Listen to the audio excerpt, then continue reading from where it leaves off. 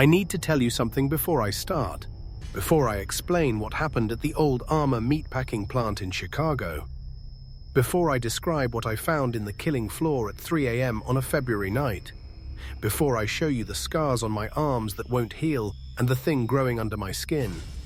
I need you to understand.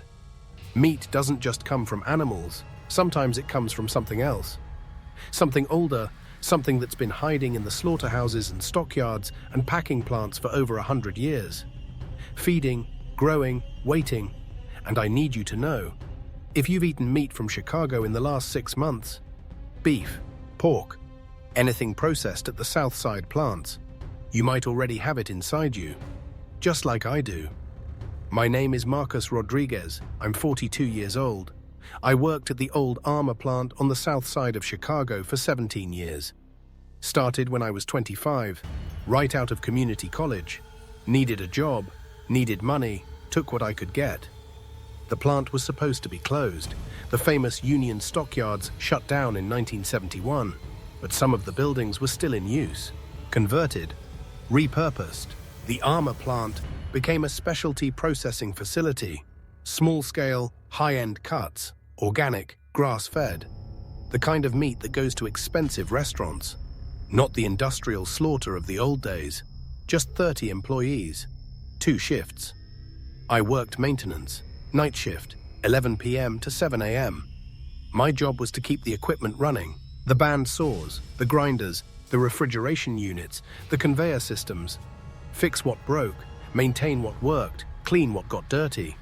It was good work, union job, benefits, overtime. I supported my wife and 2 kids on that salary. We had a house in Pilsen. Not big, but it was ours. For 17 years, I did my job, came home, lived my life, never questioned what we were processing, never asked where the meat came from. It was just meat, dead animal flesh. Nothing more, until February 14th, 2024, Valentine's Day. The night everything changed. The night I learned that meat can be alive, that it can think, that it can want things, and that it's been wanting us for a very long time. I got to the plant at 10:45 p.m., 15 minutes early, like always. The building was old, brick, built in 1906, one of the few original structures still standing from the stockyard era.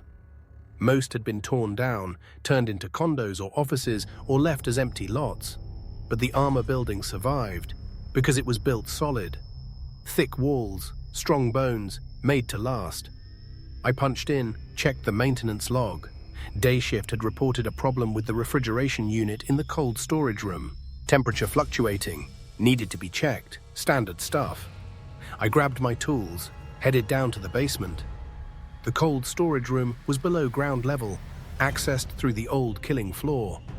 That's what they called it back in the day, the killing floor, where the animals were slaughtered, bled out, butchered. Now it was mostly empty, just a large concrete room with drains in the floor and hooks hanging from the ceiling. We didn't use it for processing anymore, too old, not up to modern health codes. But we walked through it to access the basement. I crossed the killing floor, my footsteps echoed, the hooks swayed slightly, maybe from my movement, maybe from air currents. The room always felt wrong. Even after all these years, cold, heavy, like the walls remembered what happened there. How many animals died in this room? Thousands. Tens of thousands. Over 65 years of operation. The blood, the fear, the death. Did it soak into the concrete? Did it change the room somehow? I reached the basement stairs, headed down. The cold storage room was at the bottom, a large refrigerated space. Walk-in, kept at 34 degrees. We stored specialty cuts there. The expensive stuff. Wagyu beef, Kurabuta pork, heritage breeds. I opened the door, stepped inside, and immediately knew something was wrong. The smell. It wasn't the usual smell of cold meat and refrigeration. This was different. Rotten, decay, sweet and sour at the same time. And the temperature. The gauge outside said 34 degrees, but inside it felt warmer, maybe 45, 50 degrees. Way too warm for meat storage.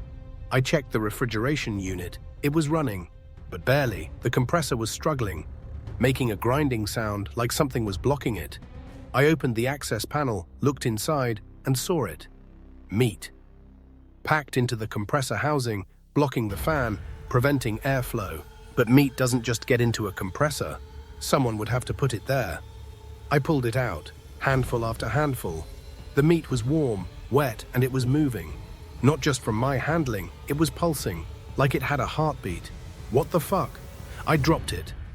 The meat hit the floor with a wet slap, and I swear to God, it moved. Toward me, just an inch, but it moved. On its own, I stepped back, stared at it. Meat doesn't move. Dead tissue doesn't have locomotion. I must be seeing things. Lack of sleep.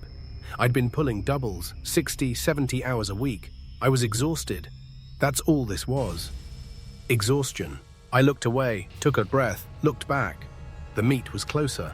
Another inch. It had definitely moved. I grabbed a shovel from the corner, scooped up the meat, threw it in a trash bin, sealed the lid. The compressor started working better. The temperature began to drop. Problem solved. I made a note in the maintenance log.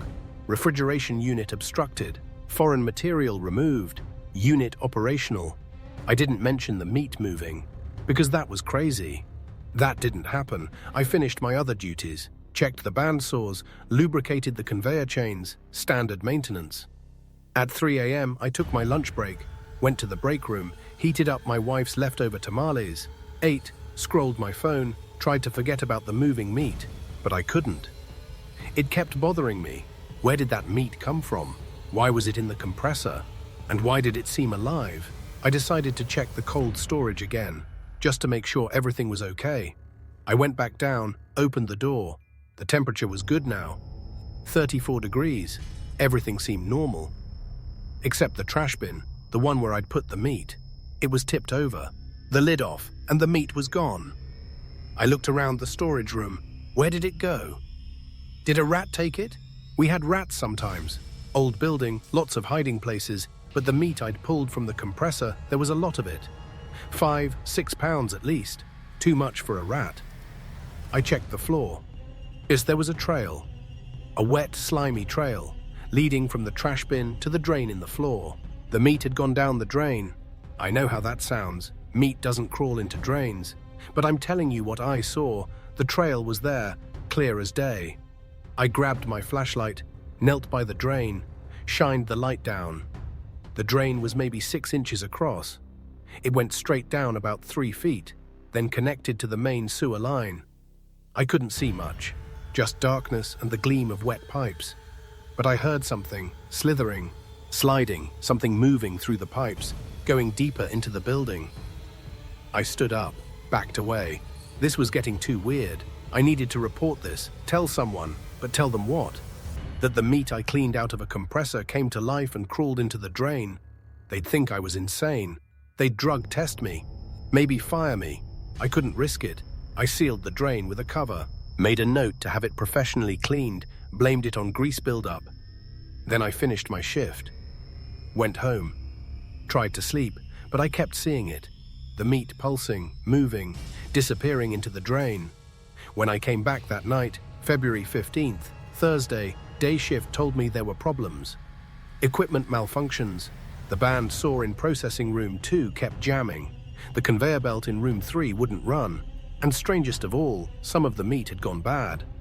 Overnight, meat that was fresh on Wednesday was spoiled by Thursday morning. Grey, slimy, rotten. They'd had to throw out over 200 pounds. Thousands of dollars in losses. The plant manager, guy named Tom Kowalski, he was pissed. Wanted answers. How did the meat spoil so fast? The refrigeration was working. The temperature logs showed consistent cold. So why did the meat rot? I told him I didn't know. But I had a suspicion, that meat I'd found in the compressor. What if it contaminated the rest? What if it was diseased somehow? But I didn't say anything, because I didn't want to admit I'd found meat in a compressor and didn't report it properly. That night, I did a full inspection of the facility. Every room, every piece of equipment, every refrigeration unit. I found more of it. The meat. In places it shouldn't be, behind equipment, inside vent ducts, packed into corners, small amounts, but everywhere. And all of it was the same. Grey, slimy, warm, moving. I collected it all, filled 3 trash bags, took them to the dumpster outside, threw them away, washed my hands thoroughly, but I could still feel it. The slime, on my skin, in the grooves of my fingerprints. I scrubbed, used industrial soap, but the feeling didn't go away. That night, the equipment problems got worse. The band saw in room 2 broke completely. The blade snapped. When I went to replace it, I found meat, packed into the blade housing, jamming the mechanism. The conveyor belt in room 3 stopped working. The motor burned out. When I opened it, more meat, wrapped around the gears. The grinder in room 1 started making horrible sounds. Grinding, screeching. I shut it down, took it apart. Inside the grinding chamber, there was meat, but not just loose meat. It was formed, shaped, like it had grown there, deliberately, intentionally, to damage the machine. The meat was sabotaging the equipment. I know how insane that sounds. But I'm telling you, this wasn't random contamination. This was purposeful. The meat was attacking the plant. But why? How? Meat doesn't think, doesn't plan, doesn't act, unless it's not really meat. Unless it's something else, something using meat as a disguise, as a vehicle.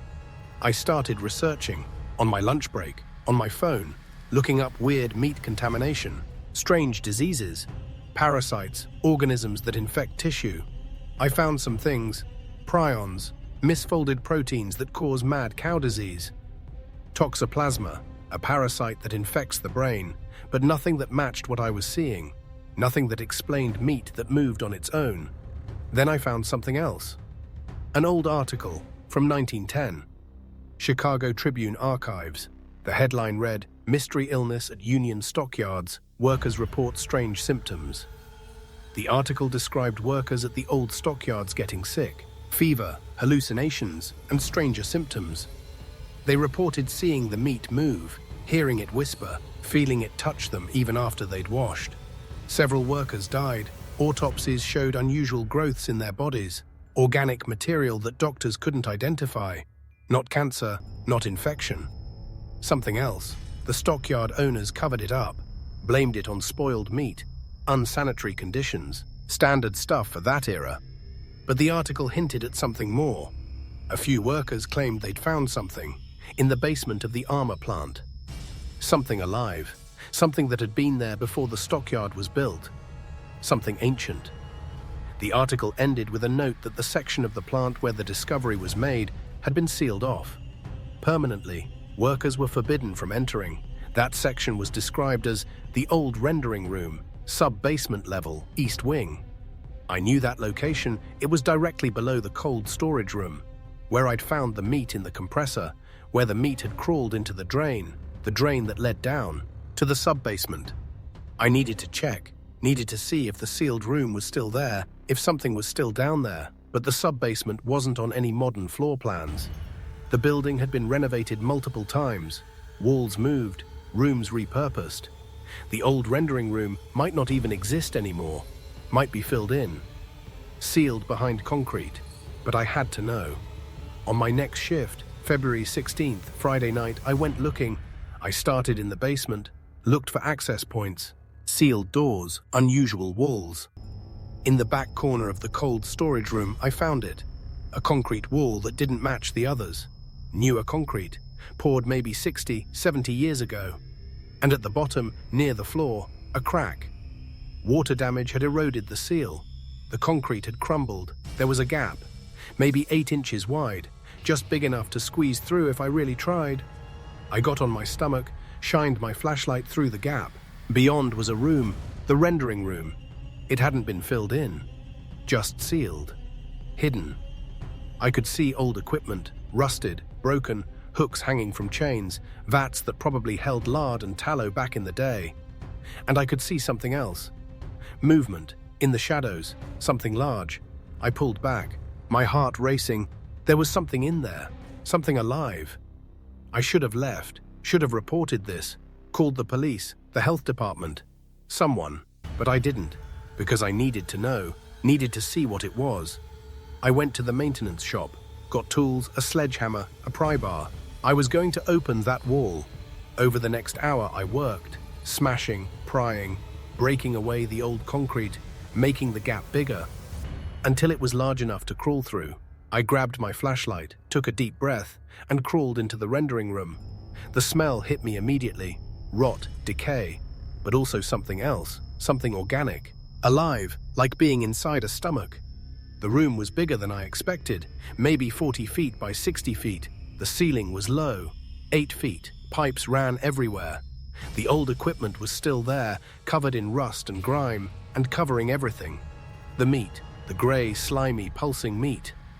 It coated the walls, the floor, the equipment, like a living carpet. Inches thick in some places, and it was all connected. All one organism. I stepped onto it. It was warm, soft, it compressed under my weight, and it reacted. The entire room shuddered. Like I'd stepped on something sensitive. "I'm sorry," I whispered, not knowing why I was apologizing. To meat. I walked deeper into the room, toward the back. The meat got thicker, deeper, like I was walking into its center, and then I saw it, the source. In the very back of the room, there was a pit, maybe 10 feet across, carved into the earth. Not made by humans. This was natural, a geological formation, a cavity in the bedrock under Chicago, and inside the pit, the thing. I can't describe it properly. It was like looking at something my brain couldn't process. A mass, huge, maybe the size of a car, but not solid. It was constantly moving, shifting, reforming, made of meat, or something that looked like meat, but also metal, and bone, and other things I couldn't identify. It had been here a long time. Long before the stockyard, long before Chicago, maybe long before humans. And it was alive, conscious, aware. It knew I was there. I could feel it looking at me, even though it had no eyes. "Hello, Marcus." The voice didn't come from the thing, it came from inside my head, direct, clear. I stumbled backward. "You can speak? We can do many things. We have been here a very long time, learning, growing, waiting. What are you? We are what remains, what survives, what endures. We were here before the ice, before the lake, before the people who called this land Chekagoo. We were here when this was marsh, when this was forest, when this was nothing, and we will be here when it is nothing again." I wanted to run. Every instinct screamed at me to get out. But I couldn't move. The thing held me, not physically, but mentally. It was in my head, showing me things. I saw Chicago's history, but from underneath, from the perspective of this thing. I saw the Native Americans who lived here, the Potawatomi. They knew about it. They avoided this area, called it cursed ground. I saw the first European settlers, building, expanding. And then the stockyards. 1865, the Union stockyards opened, and the killing began. Thousands of animals. Every day, pigs, cattle, sheep, slaughtered, butchered, their blood running through drains, into the ground, into the pit, feeding the thing. It grew, fed by death, by fear, by the massive scale of industrial slaughter. And it learned. It learned about humans, about our systems, our weaknesses, our hunger for meat. It learned how to infect, how to spread. It started small, just a few workers, the ones who got too close, who went into the basement, who found the pit. It infected them, not to kill them, to use them, to see through their eyes, to learn more. Over the decades, it grew, fed by millions of dead animals, their biomass, their energy, their matter. It became strong, strong enough to create, to shape meat into what it needed, to send pieces of itself throughout the building, throughout the stockyard, throughout Chicago. The meat in the compressor, in the equipment, in the drains. That was all part of this thing. Extensions of it, pieces of it, exploring, spreading, learning. The vision ended. I was back in the rendering room, staring at the thing in the pit. "Why are you showing me this?" "Because you are like us now. You have touched us. Our matter is in your skin, in your lungs, in your blood. You are becoming part of us." I looked at my hands, the slime I'd felt earlier. It wasn't just a feeling, there were thin grey lines under my skin. Veins, but not blood veins, something else. growing, spreading through my body. Oh God, what have you done to me? We have given you a gift. You will live far longer than normal humans. You will see things they cannot see. You will be part of something greater. We are offering you a choice. Join us willingly. Help us spread. Help us grow, and we will give you everything you desire, or resist. And die slowly, painfully, as we consume you from inside. I fell to my knees. This couldn't be happening. This couldn't be real. I'm a maintenance worker, a father, a husband. I'm not part of some underground meat monster. I'm just trying to live my life. Your life is over. Your old life. But a new life can begin with us, through us, forever. No. I forced myself to stand. No, I'm not doing this. I'm not joining you. I'm going to destroy you. The thing laughed. The sound echoed through the room, through my head. You cannot destroy us. We are old, we are strong, we survive everything. Fire, flood, time, you are nothing. Just one human. What can you do? I turned, ran, back toward the gap in the wall. The meat on the floor tried to grab me, tendrils rising, reaching. I kicked free, kept running, made it to the wall, crawled through, back into the basement. Behind me, I heard it. The thing, screaming, not in anger, in amusement. Run, Marcus, run and tell them. They won't believe you, and when they don't, you'll come back. Because you have to. Because you're ours now. I ran upstairs, to the break room. Washed my hands, my arms, scrubbed until my skin was raw. But the grey lines were still there, under my skin.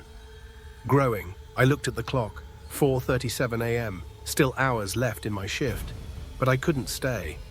I grabbed my jacket, my lunchbox, and I left, walked out, got in my car, drove home. My wife, Carmen, she was asleep when I got there. I didn't wake her, didn't tell her. What would I say? I went to the bathroom, locked the door, looked at myself in the mirror. The grey lines were more visible now, on my hands, my wrists, creeping up my forearms, like roots growing under my skin. And I could feel it, inside me, in my chest, my stomach, the thing growing. I grabbed a knife. From the kitchen, I was going to cut it out, cut the lines out of my skin before they spread further. I made the first cut, across my palm. Blood welled up. But under the blood, the grey lines, they weren't veins, they were threads, like mycelium, fungus threads, but made of meat. I pulled, trying to extract one. It didn't come out, it was attached, deep, rooted in my muscle tissue. If I pulled harder, I'd tear my hand apart. I couldn't cut it out. It was too deep, too integrated. I bandaged my hand, told myself to calm down. Think. There had to be a way. A doctor, a specialist, someone who could help. But how would I explain this? What would I even tell them? I decided to wait, see how fast it spread, monitor it.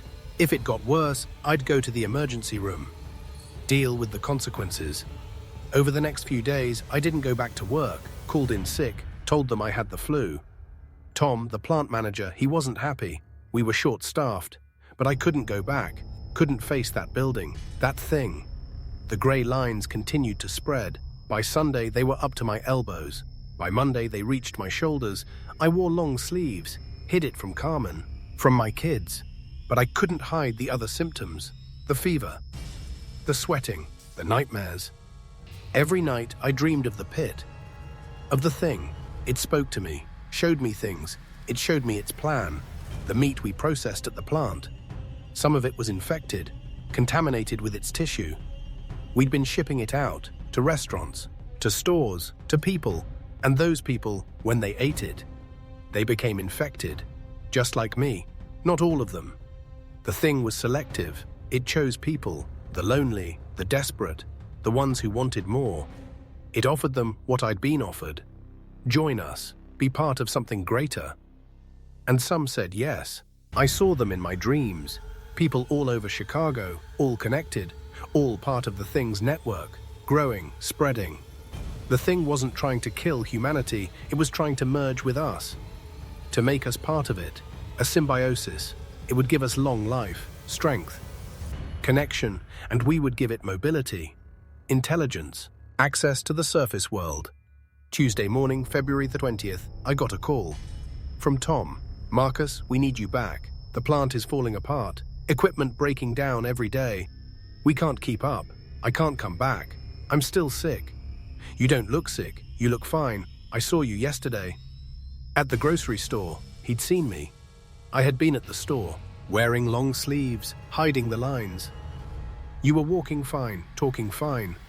Whatever flu you got, it's over. I need you here tonight. Or I'm writing you up. I'll be there. I hung up. I had to go back. If I didn't, I'd lose my job, lose my income. My family would suffer. But if I went back, if I got close to the thing again, it might take me completely. I decided to go, but I'd be prepared. I spent Tuesday afternoon gathering supplies, gasoline, lots of it, 5 gallons in a can, matches, a lighter, rags. If I was going down, I was taking that thing with me. I'd burn it. Burn the whole rendering room, burn the plant if I had to. Tuesday night, 10:45 p.m., I arrived at the plant. Tom was there, waiting. About time. We've got 3 machines down. I need you to get them running. I'll do my best. I went to the maintenance shop, grabbed my tools, but I also grabbed the gasoline, hid it in a corner of the basement, near the gap in the wall. My plan was simple. After midnight, when everyone was focused on their work, I'd go down to the rendering room, pour gasoline on the thing, light it, and get out, let it burn. I spent the first hour of my shift doing actual work, fixed the bandsaw, repaired the conveyor, kept up appearances. At 1 a.m., I made my move. I told the floor supervisor I was checking the refrigeration again, went down to the basement, retrieved the gasoline, crawled through the gap, back into the rendering room. The thing was waiting. I felt it before I saw it. Its presence, in my head. You came back. I knew you would. I'm not here to join you. I'm here to kill you. You cannot kill us. We've survived for millennia. You think fire will stop us? It's worth a try. I started pouring gasoline on the meat carpet, on the walls, on the equipment, working my way toward the pit, toward the thing itself. The meat reacted, tendrils rising, trying to stop me, but I kicked them away, kept pouring. You're making a mistake, Marcus. We could give you everything. You're dying. Your human body is failing, but we can save you, transform you, make you immortal. I don't want immortality. I want my life back. Your life was always ours, from the moment you started working here, breathing our air, touching our walls. You were always going to be ours.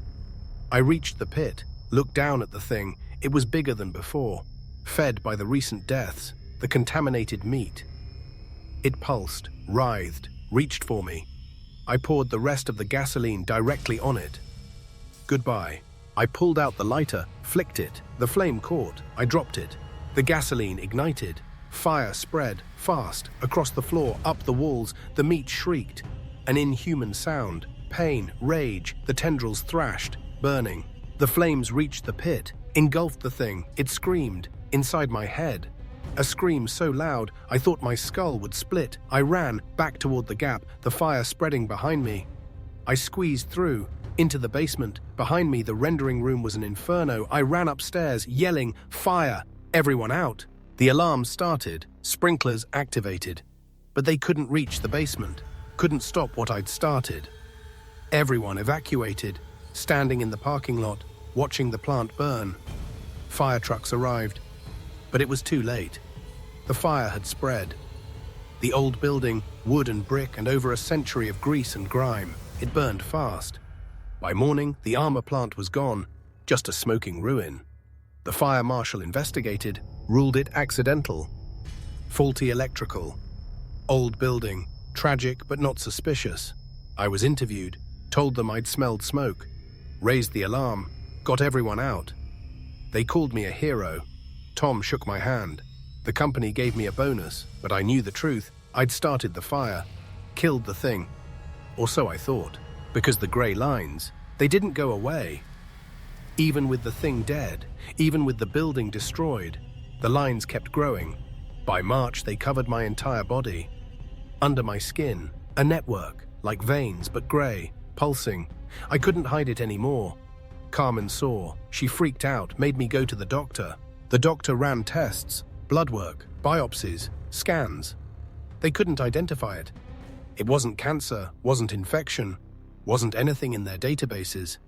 They referred me to specialists, University of Chicago, research doctors.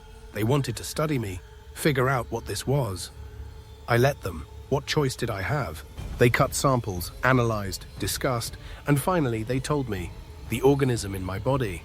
It was unlike anything in medical literature, a hybrid, part fungus, part bacteria, part something else, something not found in nature. It was integrated with my cells, my tissues. Removing it would kill me. It was part of me now. How long do I have? The lead researcher, Dr. Sarah Winters, she looked at me sadly. We don't know. This organism, it's not killing you, it's changing you. Your metabolic rate is slowing. Your cellular aging has nearly stopped. You might live a very long time, but you won't be entirely human anymore. I left the hospital, went home, tried to process this. I was infected, contaminated, changed, but I was still me, still Marcus, still a father, a husband. Right? Wrong, because the dreams didn't stop. The thing wasn't dead. I'd killed the main body, burned it. But pieces had survived, in the sewers, in other buildings, in other people. The network was still there, and I was part of it. I could feel the others, the infected, dozens of them, all over Chicago, all connected, all part of the same organism. We didn't communicate in words, we communicated in feelings, sensations, shared experiences. I could feel their hunger, their loneliness, their desire for connection. And I understood. The thing wasn't evil. It wasn't trying to harm us. It was trying to save us from ourselves, from our isolation, from our mortality. It was offering us something we all wanted, to be part of something bigger, to never be alone, to live forever. And some people, they were accepting, willingly. By April 2024, the network had grown. Over 100 people, all infected, all connected, all changing. The authorities started noticing.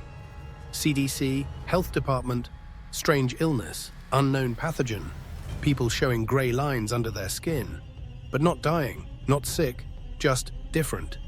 They tried to quarantine us, tried to study us, tried to find a cure, but there was no cure, because it wasn't a disease, it was evolution, the next step.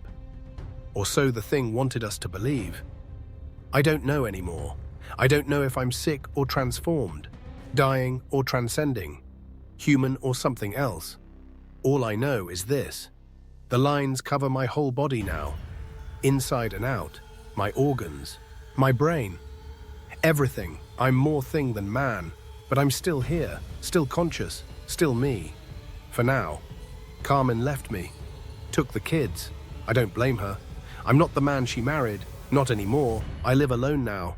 South Side, small apartment. I work at a different plant. They don't ask questions. They just need bodies. And my body, infected as it is, still works. Better than before, actually. Stronger, faster, doesn't tire. The organism enhances, even as it consumes. I'm writing this down. Recording it, because people need to know. The thing under the stockyard, it's still there. I didn't kill it, just wounded it, scattered it. It's in the sewers, in the old tunnels under Chicago, in the pipes, in the groundwater, and it's in the meat.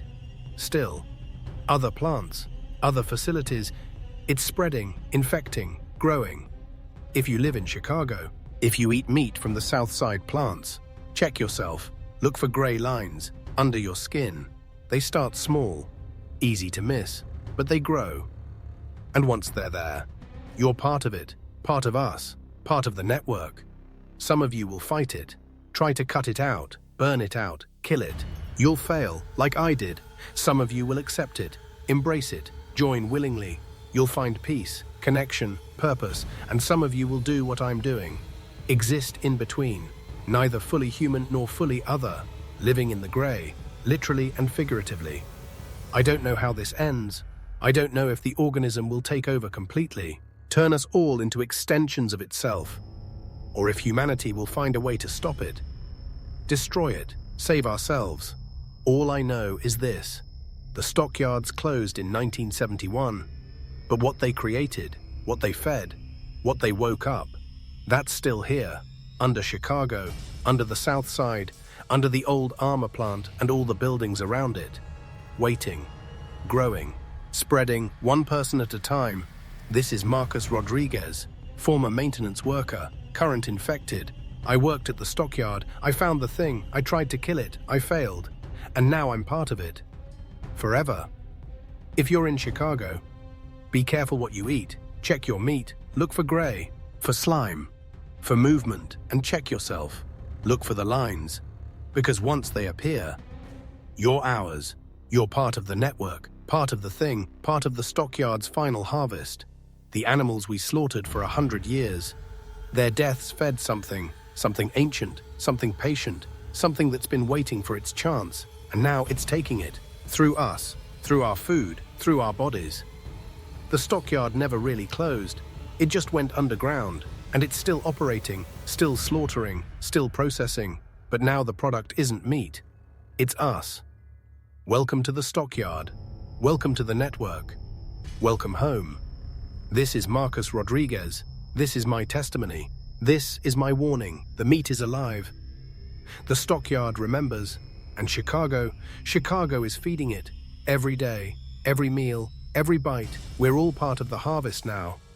God help us all. But I don't think God comes to the stockyard anymore. I don't think God ever did. Some places are too dark, too full of death, too far gone.